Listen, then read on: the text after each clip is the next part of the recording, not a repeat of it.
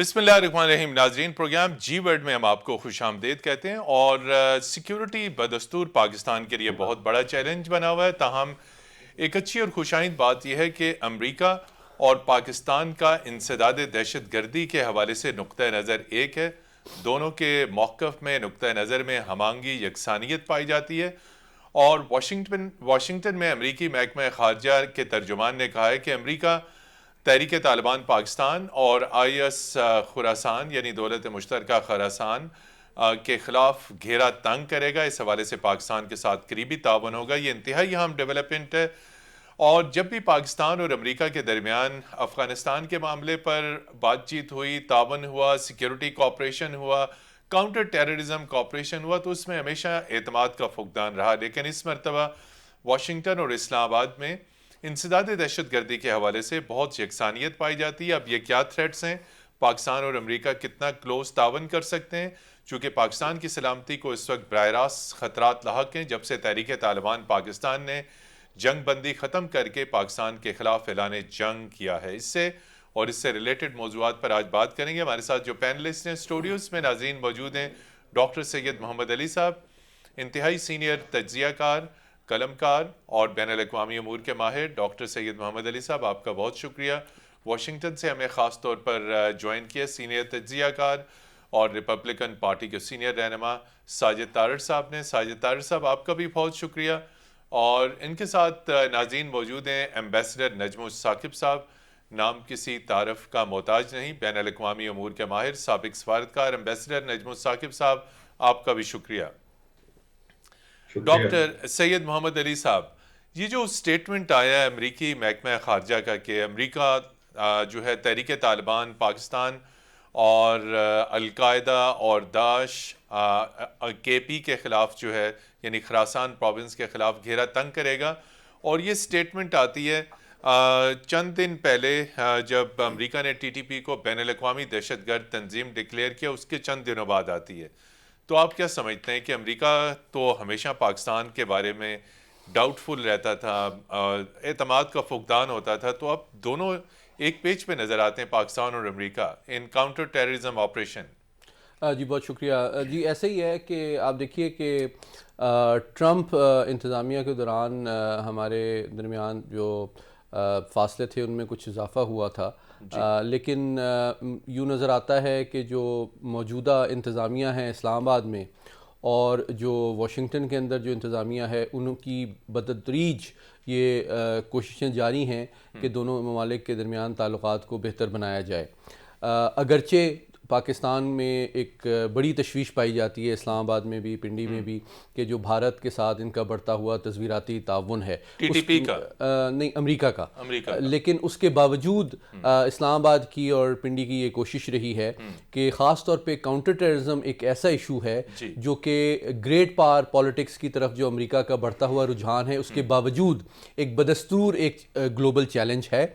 और जो मौजूदा अमेरिकी इंतज़ामिया है उसमें ये रियलाइजेशन पाई जाती है कि ये एक इशू रहेगा और एक मेजर नेशनल सिक्योरिटी चैलेंज है। तारड़ साहब, आप क्या समझते हैं, अमेरिका की जानिब से ये जो कहा गया है कि जी TTP और दाश खुरासान के ख़िलाफ़ घेरा तंग किया जाएगा, पाकिस्तान के साथ तावन किया जाएगा, तो पहले तो कभी ऐसी चीज़ नहीं थी। पहले तो पाकिस्तान से डू मोर का मुतालबा किया जाता था। आप कहते हैं अब मिल के हम लड़ेंगे, तो आप इस पॉलिसी में तब्दीली को कैसे देखते हैं?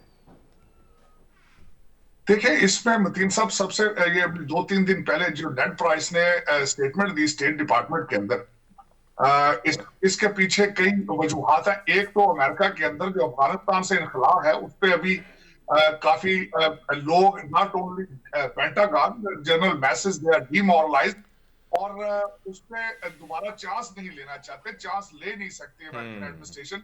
दूसरा जो मैं बताना चाहूंगा कि इस वक्त कंसर्न है अमेरिकन, तालिबान ने अगले दिन सरेआम एक सजाए मौत दी है, एक आदमी को सजाए मौत दी सरेआम, और उसके बाद उन्होंने जजेस को ये ऑर्डर किया गया है, धमकियां दी गई हैं, बिल्कुल धमकियां दी। औरतों के हवाले पर बुरके का उन्होंने वहां पे दोबारा चीजें कर दी है कि औरतें बाहर नहीं निकल सकेंगी, काम नहीं कर सकेंगी। और उसके बाद आपने देखा है कि टीटीपी जो है उसको मुसलसल सपोर्ट हासिल है अफगानिस्तान के अंदर से। ये बड़ा अहम तो नुक्ता है दोहा बिल्कुल। एग्रीमेंट के बारे में जी दोहा एग्रीमेंट के बारे के सिलसिले में नेट प्राइस ने अगले दिन जो प्रेस कॉन्फ्रेंस थी, उनकी प्रेस ब्रीफिंग थी, उन्होंने क्लियरली उसमें कहा है कि जो तालिबान है वो खिलाफ वर्जी कर रहे हैं दोहा एग्रीमेंट की। और उसके ऊपर इस वक्त जो करंट एडमिनिस्ट्रेशन है, फॉरेन पॉलिसी, यूक्रेन का मसला भी मौजूद है, और इस वक्त Biden administration can not afford कि अगर किसी और जगह से इनको एम्बेरसमेंट हो। एक तो सबसे बड़ी वजह ये है।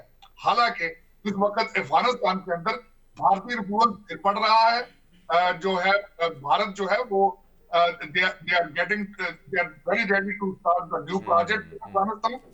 तो इन हालात के ऊपर मैं समझता हूँ कि बहुत खुशआइंद बात है जो अमेरिका की तरफ से कंसर्न है, और वो they are this is before is too late or become an international embarrassment again. जी, एम्बेसडर नजमुल साकिब साहब, बड़ा अहम नुक्ता है कि तहरीक तालिबान पाकिस्तान को तकवीत मिल रही है अफगानिस्तान में तालिबान की हुकूमत से। और गुज़िश्ता रोज़ 2 रोज़ कबल पाकिस्तानी पार्लियामेंट में नेक्टा ने यानी नेशनल काउंटर टेररिज्म अथॉरिटी ने एक ब्रीफिंग दी एक पार्लियामानी कमेटी को, और उसमें इस बात को की तस्दीक की गई कि तालिबान की हुकूमत आने से टीटीपी को तकवीत मिली। और तो नुक्ता तारड़ साहब ने कहा कि अफगान तालिबान अपने तमाम वादों की खिलाफ वर्जी कर रहे हैं। उन्होंने कहा था कि अफगानिस्तान की सरजमीन को दहशतगर्दी के खिलाफ इस्तेमाल नहीं होने देंगे। तो वो तो अब पाकिस्तान पे हमले हो रहे हैं, दाश अलकायदा है, टीटीपी है, पाकिस्तान का मिशन अफगानिस्तान नाकाम रहा, तो तालिबान क्यों अपने वादों से मुकर गए? देखिए मदीन साहब, आप जब तालिबान की या टीटीपी के किसी मुआहदे की बात करते हैं तो काइंडली नोट कीजिएगा कि ये कुछ स्कैंडिनेवियन यानी कंट्रीज के पीस लोग कंट्री नहीं, नहीं है। हाँ, ये कुछ सिविलाइज्ड लोग नहीं हैं कि इनके बारे में हम सोचें जी इन्होंने ये वादा किया था, दोहा से मुकर गए, उस एग्रीमेंट से मुकर गए। ये जरा स्पेशल काइंड के वक्त टाइप के लोग हैं, और इनके लिए बड़ा जरूरी है कि हमारे दिमाग में बड़े क्लियर हो कि ये जो बात कर रहे हैं, यानी उनकी वर्ड्स और डीड्स में जो आपको यानी फर्क नजर आता है, उसको समझना और उस पर काबू पाना बड़ा जरूरी है। सबसे पहले तो ये जो है ना, आपका कॉन्टेक्स्ट क्लियर होना चाहिए कि अचानक क्या हुआ कि पाकिस्तान की एकदम से फिर से जरूरत थी। मेरी इंफॉर्मेशन के मुताबिक, तो मैंने पढ़ा लिखा है ये पिछले कुछ दिन, इस वक्त अमेरिका में 9/11 की घंटियां बज रही हैं। 9/11 की घंटियां बज रही हैं। याद आ रहा है जी, बिल्कुल उनका। और याद रहे कि अमेरिका जो है वो पाकिस्तान के लिए अगर किसी चीज का पाकिस्तान को खतरा है तो उनको इतनी परवाह नहीं है, क्योंकि ना यानी हम उनके दोस्तों में भी आ रहे हैं फिलहाल, ना ही हम उनके एलाइज में शामिल हैं, ना ही वो स्ट्रेटेजिक पार्टनरशिप बाकी है जो कि पाकिस्तान और अमेरिका ने काफी अरसे तक देखी है। जी नाजरीन, यहाँ पर लेते हैं एक ब्रेक के बाद आपकी खिदमत में हाजिर होंगे और इस इंतहाई अहम मौजू पर गुफ्तगू का सिलसिला जारी रखेंगे।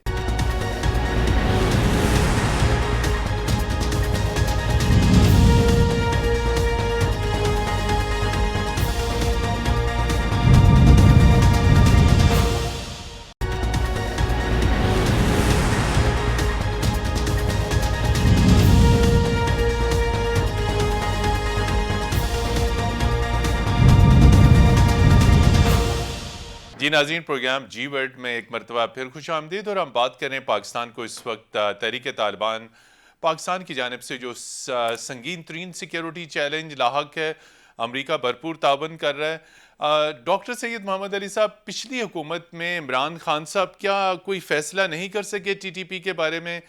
क्या इमरान साहब की हुकूमत और मिलिट्री एक पेज पे नहीं थी? इस हवाले से मुज़ाकरात के बहुत चांस दिए गए, ताहम कहते हैं कि जब उनको मुज़ाकरात का चांस दिया जा रहा था तो वो अपनी स्ट्रेंथ बढ़ाते जा रहे थे। जी बिल्कुल ऐसे ही है। मैंने गालिबन मार्च 2014 में एक आर्टिकल लिखा था। मुझे याद पड़ता है जब नवाज शरीफ साहब की पिछली हुकूमत थी और उस दौर में भी मुज़ाकरात किए जा रहे थे TTP के साथ। तो मैंने एक आर्टिकल लिखा था जो कि उसकी बेसिकली स्ट्रेटेजिक लॉजिक से उसकी मैंने मुखालफत की थी कि जब भी आप किसी नॉन स्टेट एक्टर को एक स्टेट ओवर्टली पब्लिकली जब मुज़ाकरात में इंगेज करती है तो that tantamounts to de facto legitimization and recognition of that entity, और उसकी नतीजे में वो साइकोलॉजिकल डोमेन में, पब्लिक डोमेन में, सोशल डोमेन में, पॉलिटिकल डोमेन में अपनी स्पेस और सपोर्ट को बढ़ाती है।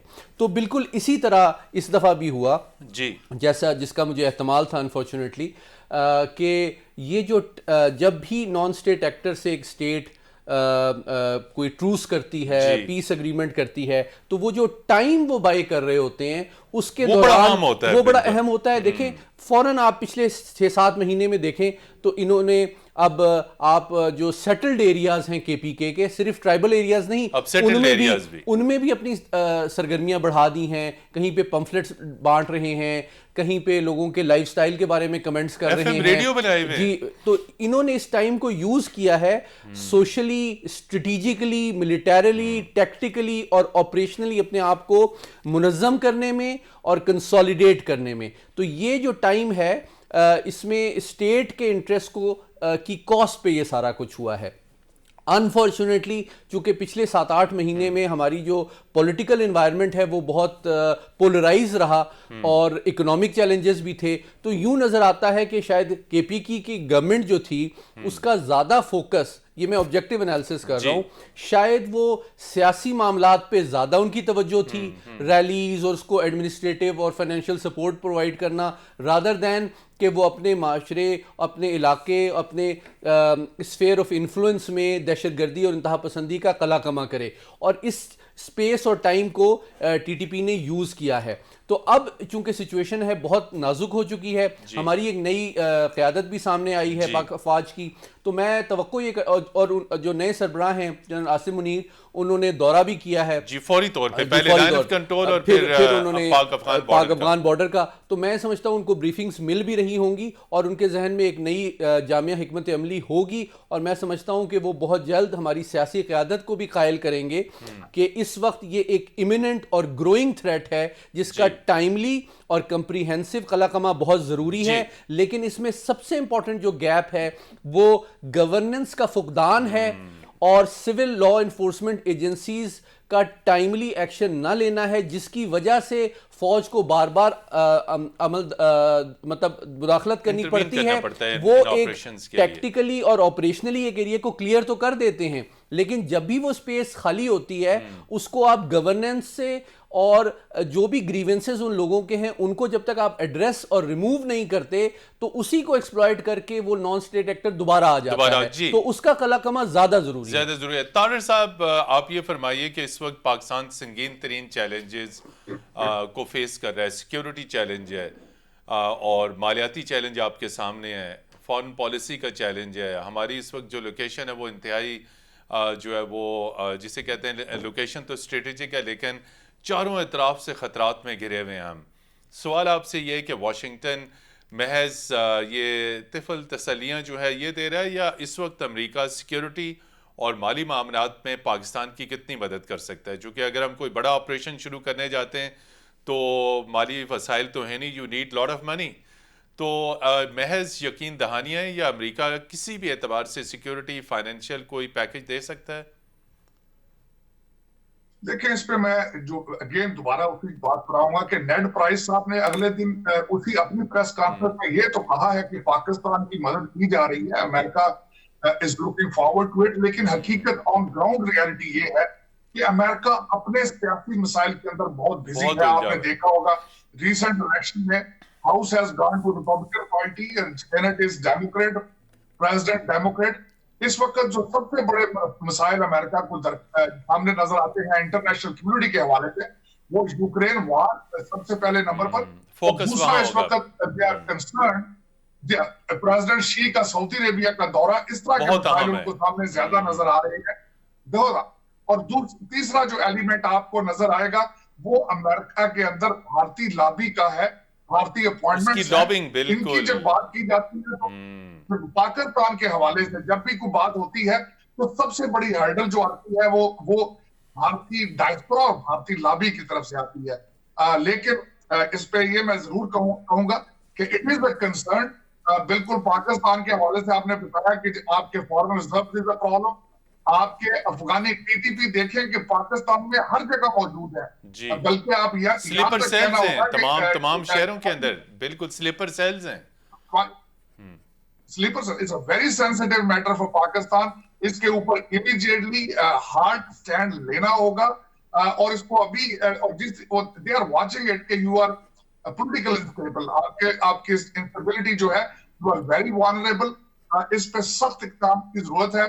जिस तरह के आज बल्कि जो आपने पहले फरमाया था, रजा रबानी साहब ने अपना कंसर्न शो किया है, सेनेटर रजा रबानी साहब ने, कि इन्वेस्टिगेशन शुरू की जाए कि तहरीके इंसाफ ने उनके साथ नेगोशिएट किया था। Everybody was not on a board. मैं समझता हूं सब लोगों को बोर्ड लेकर खास बोर्ड एक जामे बनानी चाहिए। अमेरिका के ऊपर ट्राई करना ज्यादा मैं समझता हूँ कि ज्यादती होगी, क्योंकि अमेरिका में जितना कह रहा हूँ अपने अंदरूनी इंतजाम और पॉलिटिकल इंस्टेबिलिटी का इसका शिकार है। फाइनेंस भी स्ट्रॉन्ग नहीं है। They are given more than 100 billion to Ukraine और उनका सबसे ज्यादा फोकस इस वक्त यूक्रेन पर। एम्बेसडर नजमुल साकिब साहब, चूंकि आप डिप्लोमेट भी हैं, तो ये फरमाइए कि जो दफ्तर खारजा में अहम तब्दीली आई है, डॉक्टर असद मजीद खान को क़यादत सौंपी गई है, बहुत मंजे हुए सफारतकार हैं।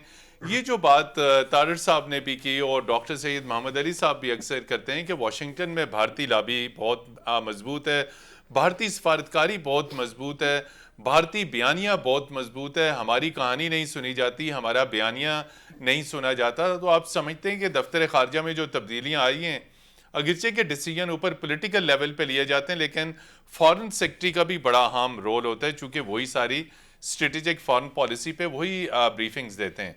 तो आप क्या देखते हैं, जो नए सेक्रेटरी खारजा आए, ये जो चैलेंज है इस वक्त सिक्योरिटी का, टेररिज्म का, पाकिस्तान के बयानिए का, उससे वो किस तरीके से निपट सकेंगे? मदीन साहब, 35 साल मैंने दफ्तर खारजा में गुजारे हैं हैसियत एक डिप्लोमेट के। उससे पिछले जो हालात थे उनको भी थोड़ा बहुत पता है, जो हम आबाद में हुए हैं उनका भी पता है जी। मेरे नॉलेज में नहीं है कि कभी फॉरेन ऑफिस को इस तरह की सूरत हाल पेश आए कि समझ ही ना आए कि फॉरेन सेक्रेटरी किसको लगाना है। मिसाल के तौर पे हमारे मेरे बैचमेट हैं, बड़े प्यारे दोस्त हैं जौहर सलीम साहब, सीनियर पोस्ट थे, इस्लामाबाद मौजूद थे, कॉम्पिटेंट ऑफिसर हैं, उनको एक्टिंग चार्ज दिया गया जी। अच्छा, उसके बाद असद मजीद साहब आए, वो भी अच्छे अफसर हैं हमारे, लेकिन वो मुसीबत ये है कि वो 4-5 महीनों बाद रिटायर हो रहे हैं।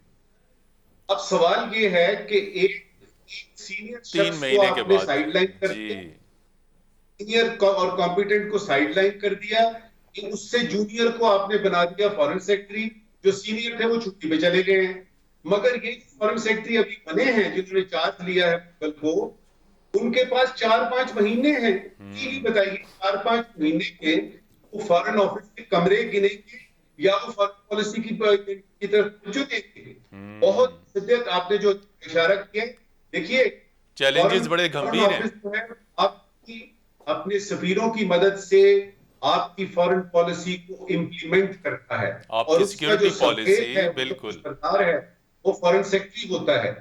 सबसे ज्यादा जरूरी इस वक्त ये है कि एक कम से कम फॉरेन सेक्रेटरी बनाया जाए, जो इसकी रवायत है कि उसके पास कम से कम 2 से 2.5 साल होते हैं जी, 2.5-3 साल काम करते हैं। दूसरी बात जो यहाँ पे बात हो रही है, यानी इसकी कि जो अमेरिका के ताल्लुकात और पाकिस्तान और ये सारा कुछ है, स्ट्रेटजी वगैरह, देखिए अफगानिस्तान को अभी तक समझा ही नहीं गया। ब्रिटिश आते हैं यहाँ पे, जिद्द उठानी पड़ती है, सोवियट्स आते हैं, जिल्लत उठानी पड़ती है, अमेरिकी आते हैं, 20 साल रहते हैं, जिल्लत उठानी पड़ती है। इसलिए आपको पता ही नहीं है कि क्या कौम है, ये कौन लोग हैं जिनका कल्चर आपने समझना है, या फिर जानबूझ के आपने गफलत बरती, आपको पता था कि हालात ऐसे रहेंगे लेकिन आपने उनके साथ ताल्लुकात। अब सबसे अहम सवाल ये है वकील साहब जी, इससे पहले कि आप इस पे जाएं, सबसे अहम सवाल ये है कि पाकिस्तान नई कोऑपरेशन स्कीमें तैयार कर रहा है, ना रबानी हर साहबा जा रही है वहां पे, और साथ हमें पता लग रहा है कि हमारे उबैद रहमानी पे हमला हो गया है, और उसपे भी मुद्दा ये है कि अभी तक आपने काबुल में तालिबान की हुकूमत तस्लीम नहीं किया। मुझे ये बताइए, जी आप तस्लीम नहीं करते लेकिन नए मैकेनिज्म बना रहे हैं, तो ये तो जिस तरह सही साहब ने अभी कहा, आपने डिफेक्टो तौर पे तालिबान की हुकूमत को मान लिया, उनके साथ आप यानी मुत्तकी साहब आपकी मुलाकात होती है, तो दोनों फॉरेन मिनिस्टर हैं, जी तो आप किस हुकूमत, इसमें 2-3 बड़े अहम पहलू हैं जिसकी इस्लामाबाद को रावलपिंडी को देनी पड़ेगी कि ये इस तरह से नहीं चलता इंटरनेशनल में। जी आप कहते हैं कि जी हम इसको कबूल नहीं करते, हम ये नहीं मानते, लेकिन हम उनके साथ नए ऑपरेशन की तरफ जा रहे हैं। बहुत जरूरी है अस्करी और जो क़यादत है वो कम से कम नेशनल इंटरेस्ट के मामला में कहे कि सियासत होती रहेगी, स्नैप इलेक्शन होने हैं या टाइम पे होने हैं, ये होते रहेंगे। सबसे पहले जरा अपनी सिक्योरिटी का बंदोबस्त कीजिए, और उसमें हिंदुस्तान और अफगानिस्तान, आपके ईस्टर्न और वेस्टर्न बॉर्डर पे जो हालात हैं वो इस चीज की गम्माजी कर रहे हैं कि बहुत जल्दी आपको कुछ फैसले करने पड़ेंगे और सख्त फैसले करने पड़ेंगे। जी नाज़रीन, यहाँ पर लेते हैं एक ब्रेक, और ब्रेक के बाद आपकी खिदमत में फिर हाजिर होंगे। और जब हम वापस आएंगे तो डॉक्टर सैयद मोहम्मद अली साहब से पूछेंगे कि नई हुकूमत पाकिस्तान में जो कोलिशन हुकूमत है, 10 से ज़ायद जमातों की मखलूत हुकूमत, उसका सिक्योरिटी ऑपरेशंस के हवाले से क्या नुक्ता नज़र है। हमारे साथ रहिएगा।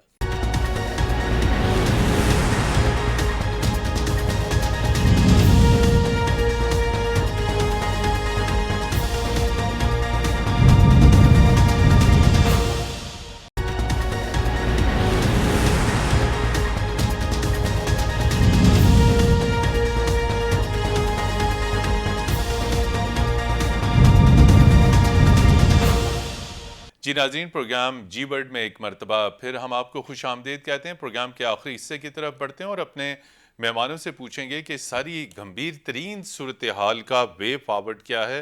डॉक्टर सैयद मोहम्मद अली साहब, PTI एक तरफ है, लेकिन जो मौजूदा कोलिशन गवर्नमेंट है उसमें 10 से ज़ायद जमातें हैं, तो आलमोस्ट इसमें मौलाना फजल रहमान भी है, मजहबी जमातें भी हैं, मुस्लिम लीग नून भी है, काफ भी है, पाकिस्तान पीपल्स पार्टी जैसी लिबरल पार्टी भी है। लेकिन इस गवर्नमेंट का कोई नुक्ता नज़र, कोई मौक़िफ़ काउंटर टेररिज्म के बारे में वाज़े नहीं आ रहा। सूरत हाल गंभीर होती जा रही है। आप क्या समझते हैं कि इनको कोई फ़ैसला लेना होगा? चूँकि हमारी इस्टेब्लिशमेंट उसी वक्त आगे बढ़ती है जब पहले पॉलिटिकल लेवल पे डिसीजन लिया जाता है, फिर वो एग्जीक्यूशन की तरफ आते हैं। बिल्कुल, आपने बहुत अहम पहलू की तरफ निशानदेही की, और मैं आपसे एग्री करता हूँ कि मैं ये समझता हूँ कि इस वक्त सबसे बड़ा चैलेंज जो है पाकिस्तान को जो दरपेश है वो पॉलिटिकल स्टेबिलिटी का है, और ये बहुत ज़रूरी है कि हमारी इकॉनमी हो, गवर्नेंस हो, काउंटर टेररिज्म हो, इंटरनल सिक्योरिटी हो, इन तमाम मामलात के लिए एक फंडामेंटल रिक्वायरमेंट है कि गवर्नमेंट स्टेबल हो, पॉलिटिकल इन्वायरमेंट स्टेबल हो, और सिविल मिलिट्री रिलेशंस स्टेबल हों। ये बहुत ज़रूरी है ताकि डिसीजन मेकिंग सही हो सके, नंबर 1। नंबर 2 ये कि डेफिनेटली इस वक्त हमें क्या करने की ज़रूरत है, बहुत ब्रीफली मैं कुछ तजावीज़ आपके ज़रिए से शेयर कर लेता हूँ। नंबर 1 ये कि देखें, पाकिस्तान को इकोनॉमिक चैलेंजेस का भी सामना है, तो पॉलिटिकल चैलेंज है, इकोनॉमिक चैलेंज है। तो जिन इलाकों में जो दहशतगर्दी की जो लहर आई हुई है, वहाँ पे उनका कला कमा करने के लिए ऑब्वियसली फ़ौज और इंटेलिजेंस इदारे तो हिकमत अमली अपनी बना रहे होंगे। और जैसा कि मैंने पिछले आपके सेगमेंट में कहा, मैं समझता हूँ कि हमारे जो नए आर्मी चीफ़ हैं वो बहुत कमिटेड हैं, वो कमिटेड भी हैं, और उन्होंने दौरा भी किया है तेरा वैली का, और मैं समझता हूँ कि बहुत जल्द इनकी एक मीटिंग बुलानी चाहिए, नेशनल सिक्योरिटी कमेटी की एक इजलास बुलाया जाना चाहिए, जिसमें सिक्योरिटी और इंटेलिजेंस इदारों को चाहिए कि वो इस वक्त इंटरनल सिक्योरिटी और काउंटर टेररिज्म के हवाले से जो ग्रेव सिचुएशन और चैलेंजेस हैं उनको अपनी पॉलिटिकल लीडरशिप के सामने रखें, ताकि तमाम सिविल मिलिट्री लीडरशिप एक पेज पे हो और एक कंसेंसस डेवलप किया जाए जिसके तहत इसका टाइमली और इफेक्टिव कला कमा किया जा सके। लेकिन 2-3 चैलेंजेस मैं क्विकली शेयर कर लूँ। नंबर 1 ये कि बॉर्डर को सील करना आपके लिए एक चैलेंज इसलिए होगा कि दूसरी तरफ जो अफगान तालिबान हैं वो शायद इतने विलिंग नहीं होंगे जी बिल्कुल आपको सपोर्ट देने के लिए। शायद इसी कॉन्टेक्स्ट में हमारा जो डिप्लोमेटिक ऑफेंसिव है वो बड़ा इंपॉर्टेंट है। दूसरी बात ये कि हमें फाइनेंशियल सपोर्ट भी चाहिए और मटेरियल सपोर्ट भी चाहिए। चाइना और अमेरिका दोनों का इंटरेस्ट है, तो सीपेक भी एक बहुत बड़ा पॉलिटिकल इंटरेस्ट है चाइना का, तो हम ऑब्वियसली एक्सपेक्ट करेंगे कि अमेरिका और चाइना से मटीरियल और financial support to finance this effort, क्योंकि ये एक ग्लोबल इशू है। इसके अगर ये दहशतगर्दी फैलती है तो उसका निशाना सिर्फ पाकिस्तान नहीं बनेगा, चाइना और अमेरिका के मफादात भी असरअंदाज हो सकते हैं।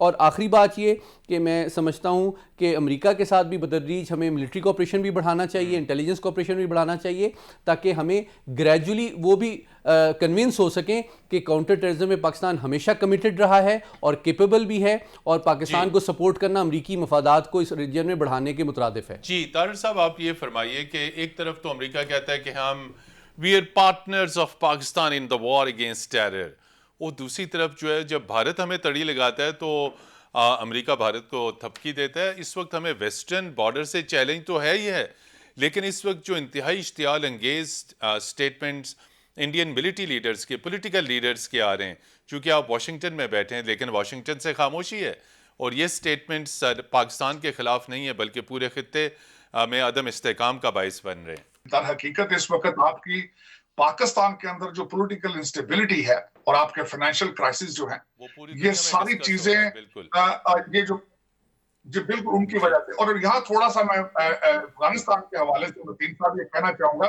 सबसे पहले तो मैं आपको अप्रिशिएट करना चाहूंगा कि आप इस सेंसिटिव मैटर पे आज बात कर रहे हैं, वरना दूसरे जो डिजिटल टीवी प्रोग्राम और एंकर्स हैं उनकी पहली प्रायोरिटी इस वक्त चीफ मिनिस्टरशिप ऑफ पंजाब है, और उनकी पंजाब में जो सियासी खेल हो रहा है, हालांकि बिल्कुल।